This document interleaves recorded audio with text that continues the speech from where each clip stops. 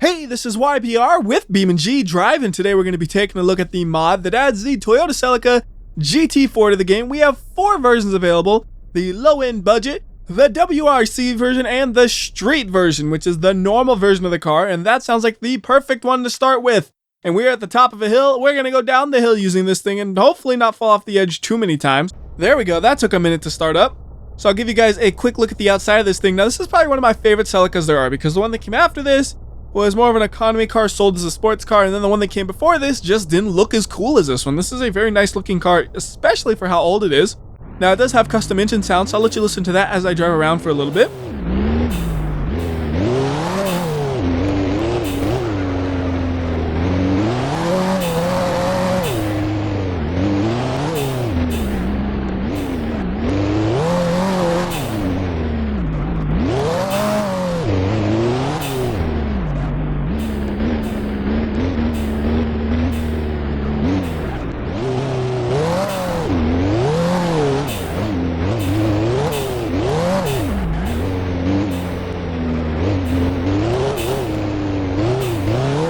Okay, you probably have a good idea of how it sounds now, so let's go ahead and crash it right here. Nice little fling off the edge. And just kind of gliding. Oh, there we go. I was going to say we just kind of glided onto the snow, and then it got whipped about right there. And it looks like it's going to be upside down, yeah. So let's go ahead and try to get this thing right side up so we could actually take a look at it. There we go. Ooh, I like how you can see the Toyota badge on the engine.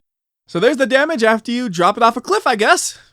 So let's pop in a new one and drive it off a different cliff, and this time we're going to waste no time at all. What cliff we're going to drive it off of? This one right here. Like, just immediately off the cliff. And that actually broke both the engine and drive shaft, and then it popped into a tree. I like the way it landed, though. You just have like this little gap between it and the ground. That's cool.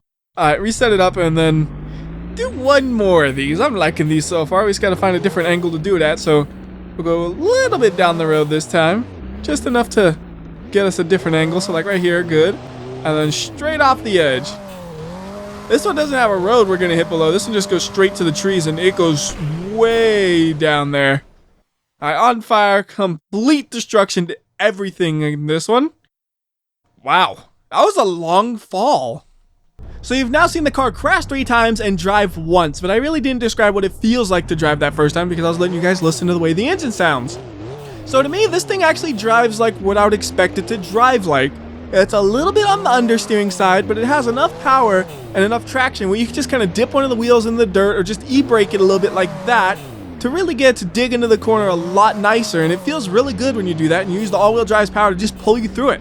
And I would imagine it drives like that because most cars from the factory do come a little bit on the understeering side, because the average car driving person doesn't know what to do when the car oversteers. So as a safety measure, most manufacturers say, we'll just make the car understeer and then they don't have to worry about that. I know it looks like I'm going really slow through these corners, but this is why.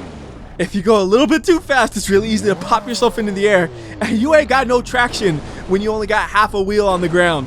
You're just gonna fly off and crash, and I think I already crashed basically here before, but that was a different angle, and it got a different looking crash actually, so it was worth it. And it's also worth looking at the interior of this thing, but it's a little bit dark here because it's so overcast, so we're going to go to a different map to do that. So let's head over to Utah, USA, because it's nice and bright there and we should be able to see everything. And I went ahead and loaded up the car in advance because for some reason this car takes a long time to load up. It takes so long that my recording software kind of cuts out and does some weird stuff, so I said, you know what, let's just not even bother with that. So here's the inside. It has a lot of the functionality you would expect to see when you turn on the lights. All the lights in here light up, the steering wheel works, the gauges work, so you can see there's a boost gauge, tachometer, and speedometer, and if we look down there at the bottom, you see the pedal does move ever so slightly, but it's hard to tell. There we go, there's a good spot to see it. And then it also has a functional stock on it, so if you hit the blinker, you see it move, and then you got lights on the dash. Now the parking brake actually does not work, but that's basically the only thing in here that I can complain about. Like, the actual looks of this interior, not only does it look really nice for a car this age, it's really well detailed looking around here. It just looks good. Look at the texture on this seat. You look at the seat, and it looks still good, even though your face is right up to it. It's not often that the vehicles are that detailed. So go ahead and pop back to the outside and drive it around a little bit. There's also another camera angle that's basically in the passenger seat, or the driver's seat for the true Americans out there who sit on the left side of the car even when the steering wheel's on the right side. Like, you'd have to be insane to try to drive the car from the wrong side of the car. How would you even attempt that? You have to have like a pull for the gas pedal, and I don't think you could do it with a manual. You'd have to use automatic for that because there'd be no way to properly shift with that. It'd be impossible, I would think. I don't know, we're getting all off topic here, so let's focus on the car. So through here, where you can drive a lot faster than we were before, because this is a lot less technical. It doesn't have those real tight corners where it's really easy to fall off the cliff. This one, you can go fast and aggressive and not have to worry too much about going off the cliff usually. Yeah, like right here, going about 60 miles per hour, and we are maintaining angle just fine. So now my focus should be finding the right place to crash. We got a good straightaway right here to get up to speed. And maybe right at the edge of this corner, we'll just pop it off like that. Ooh, nice. And we're going to recover back onto the road, except we're upside down. Oh, we're right side up, actually. Can we drive? No, we cannot. So let's just go ahead and say goodbye to the car by turning its lights off. Goodbye, car. And then hello to the new car. Now we're going to go ahead and swap the street version for the WRC version. And it doesn't matter what color you choose here. It'll always be white. The street will always be red. And I'm assuming the low end will always be that weird bluish color. So I'll be right back as this loads up. Okay, so we got a new version with more off-road capabilities. Now this does not mean you would just go and try to drive it up or down a mountain, but we're going to do it anyways just to see what happens. I fully expect it to just flip over and get stuck, but the only way to know for certain is to test it. If it actually gets through here, we could do what it's meant to do, which is drive on a dirt road. Alright, there we go. There's the flip. I called it, but it actually also landed upright. I didn't expect that. Okay, can I still drive it all? Let's see if we can kind of just climb this hill right here. I don't want to call it a mountain because it's not that steep. So far, it's doing okay. Uh-oh. Oh, the wheels just don't have the traction in the dirt, it seems like, to get up this thing. What is it doing? It's putting all the power down just like that one wheel, and that one wheel is doing nothing. Yeah, this isn't going to work out, I don't think. Like, I'm sure eventually we could get it up this thing, but look, if we try to do this, it's going to be hard. Well, here we go. This is probably a nice alignment to make it easy on the car. Can it do it? Barely. Oh my goodness, it actually made it. I didn't expect that. Okay. So let's get a fresh one that's not damaged, then drive it on the dirt road. This is what it's made for. Now, aside from the fact that we're on a dirt road, how does it compare to the street version? It's pretty similar, actually. They both feel a little bit understeery, but this one feels more sporty and everything. Like, it seems like it steers a little bit faster and it's more powerful, but you still want to kind of tap the e-brake to go around those corners as fun and probably as fast as possible. And right here, I'm actually afraid to accelerate because we're going 60 miles per hour on a dirt road with minimal ground clearance. That's scary. Like right there, we just went off the edge a little bit and we popped a tire. I think that'll make the car a little bit easier to slide, so let's do a quick check. Oh my goodness, yes it does. I didn't expect it to slide that much. I figured, oh, just a little bit more. Maybe I don't have to tap the e-brake. No, it's a full-on 360. Oh goodness. Okay, so yeah, every time I put on the power, it starts to kick out. If I want to actually control this thing, I have to be very gentle on the throttle. Good thing I really don't want to control it. I just want to have some fun. So let's do something crazy. We're going to do a 360 turn right here. So we're going to slide it out like this, and we're going to spin it all the way around, and this is the direction we want to go. All right, perfect. Now we're going to hit the jump. Oh no! Oh, that was going so well. I didn't mean to spin it right there. Well, I said I was going to hit the jump. Let's hit that jump. We're going to be going way too slow to actually make it, though. Just right into the wall, wrecking up the car. And it's that pop tire, man. It's crazy once the tire pops. I do want to complete that jump, though, so let's bring the car back a little bit and then back it up to make sure we get enough room to get up to speed, and then we're going to hopefully make that jump. We don't have a lot of ground clearance, so it won't be easy, though. I'm thinking like right about there should be good, so now we can go ahead and start accelerating straight into the dust cloud. I don't need to see where I'm going. Nah. Alright, come on. Get up to speed. Get up to speed. Don't slide too much. Beautiful. We made it. We made it. We made it. Just barely, though. Like, I was sliding all over the place. This thing does not feel like it has tires for this area. It feels like it has street tires on, and it's much better suited for the streets because it does slide a lot in the dirt. Like, once you get on the streets, it feels nice and planted. In the dirt, even without the pop tire, it does like to kick out. Yeah, look at this. It's much better. Oh, goodness. I forgot where I was. Oh, but it actually pulled through right there. A little bit in the dirt, and I started to slide once I did that, but it did great. All right, here's something done. We're going to wall ride. Wall ride! Oh, yep. It's actually working. It's actually working! Except for the fact that I have kind of torn off bits and pieces of that side of the car. It worked well. Now, this airtime, on the other hand, it has not worked so well. It has completely destroyed this thing. Get it upright so we can actually see the damage a little bit because you can't see much from this angle. It's still spinning. Hey, check out my fidget spinner. It keeps spinning and spinning and spinning forever. Come on, car. You gonna stop eventually? There we go. It's hard to grab it when it's moving. Yeah, look at that rear tire. That is ugly looking. And obviously can't put down no power from that situation right there. So let's get this thing back on the road for one more wreck. I'm thinking we're just going to go as fast as we can on this long straightaway and crash into whatever I see. It's probably end up going to be a bunch of rocks, knowing this area well enough. But maybe it'll be a tree, maybe it'll be a boulder, maybe it'll be a bush, I don't know. So straight ahead, there's some rocks, that was right. We can go ahead and take a look at this damage. Wow.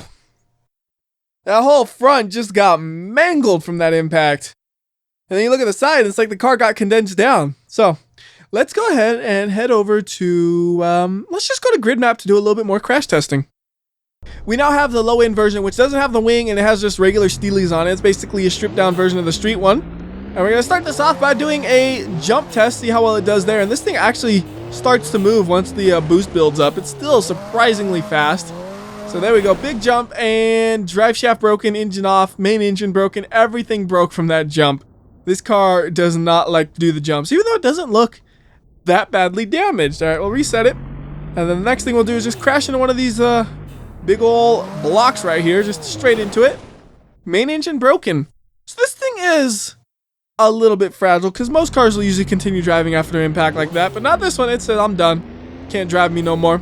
How's it do on a suspension test? Whoa, whoa, whoa, whoa, bouncing hard. I eventually got through it though without too much issue after that first bounce. All right, now let's roll it. See if the engine brakes again, right? Actually, I'm surprised it didn't, because that was a hard hit to the underside of the car. And it still wants to drive apparently, although it's upside down, so I don't feel like flipping it over, so we can't continue driving.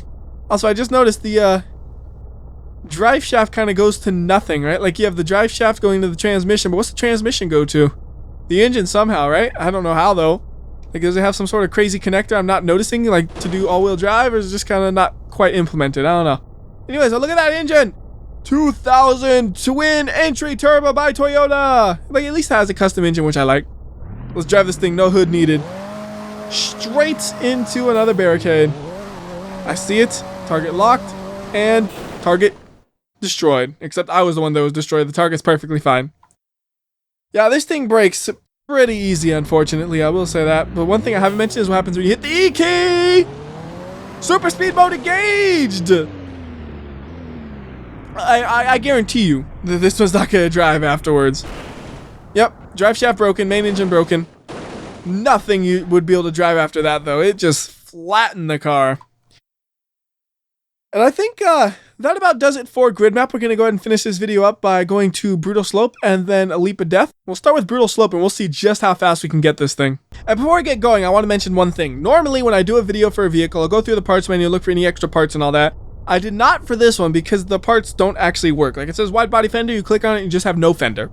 And whenever you click on something, it would take like 10 seconds to load up the new part, and it just took forever for so much disappointment. Be like, oh, wide body fender. Nope, there's just no fender now. And it would be just the longest wait ever, and I figured, you know, all the parts that work are probably already on the cars in the different configurations. So anyways, let's go ahead and go down this hill, try to accelerate normally, and then eventually turbo. Whoa, too much turbo. Okay, turbo. We can't turbo as much as I was hoping because the front keeps popping up. My wing just, what happened to my wing? All right, we're just basically gonna fly now at this point, so. Oh, we're gonna hit this sideways. Turbo! Say hello to the wall, car. That's a flat car. Fire! Gotta have some fire into the mix. All right. Just for fun, we're going to completely lose control because we're going to try to turbo down the whole hill. We're going to probably flip upside down, do all kinds of nonsense. I don't know exactly what's going to happen here, but let's find out. So, what? Are you serious? The second I started to hit turbo, it just went off to the side. Come on, you can do better than that, car. I know you can do better than that. Ready, set, turbo! I'm not letting up. I'm not letting up. I'm not letting up. It just tumbles through the air. Okay, I think that is enough brutal slow. Let's go to leap of death. And here we can actually use the turbo to really fly off of the jump. Hopefully. I don't know. We'll see what happens.